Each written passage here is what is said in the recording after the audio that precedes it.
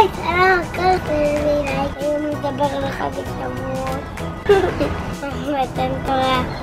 זה מתן, לחג. מהמילה נתן. מי זה מתן? לתת כאילו, נתנו. טוב, חג נתנו תורה. נתנו תורה בפסח, עכשיו הוא נתנו שוב. מה זה, איזה? בגלל זה, מי זה רבגוס? לא אליי, זה חג אחר. הכל מבולבל פה. אמא אוהבת פרחים. נכון, פרחים סגולים. לבנים, סגולים. לבנים. לא, אתה מסכרת, אני אוהבת סגולים. לא חשוב, בנים, אני אוהבת הכל. בואו נדבר על למה אוכלים מוצרי חלב. מוצרי חלב, מדען. אני לא מבינים. התורה היא כמו חלב.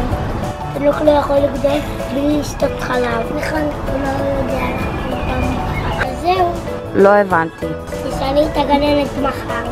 למה יש שתי לוקות פרית? אחד לי, אחד לאפל. אמא, מה זה מגילת רוטין? איזה רוטין? בבא שלנו?